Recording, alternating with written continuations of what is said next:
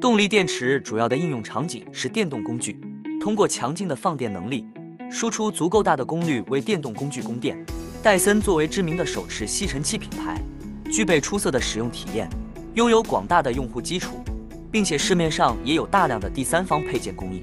电池交易网拿到了戴森 V6 手持式吸尘器的原装电池组，下面就带来戴森 V6 手持吸尘器电池组的拆解，一起看看内部的用料和构造吧。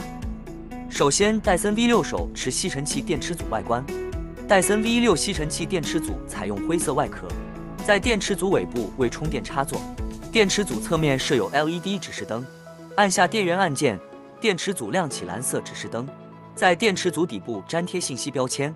电池组型号为 DC62 Dyson D6 Motorhead， 充电电压为 26.1 伏，额定电压为 21.6 伏，能量为 46 wh， 额定输出功率为350瓦，充电限制电压为 25.2 伏，容量为2100mAh。测的电池组长度约为 124.7 毫米，电池组宽度约为 75.4 毫米，电池组厚度约为 26.7 毫米，电池组高度约为 89.9 毫米，电池组重量约为424克。看完了戴森 V6 手持吸尘器电池组的外观，下面就进行拆解，一起看看内部的用料和构造。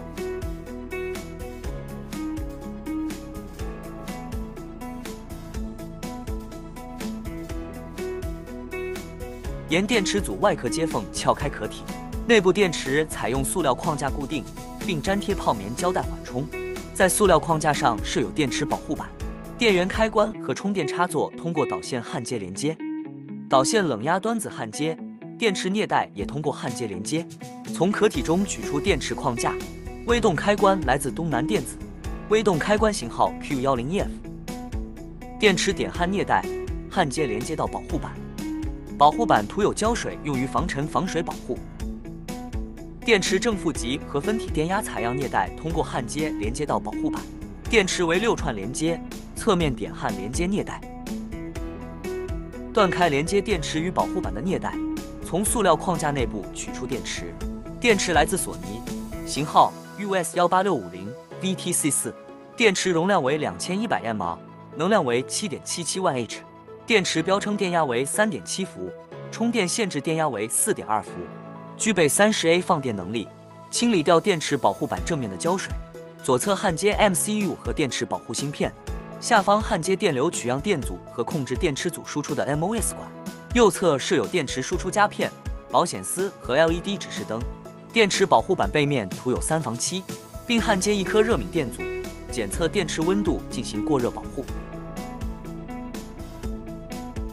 用于电池状态显示的3色 LED 灯。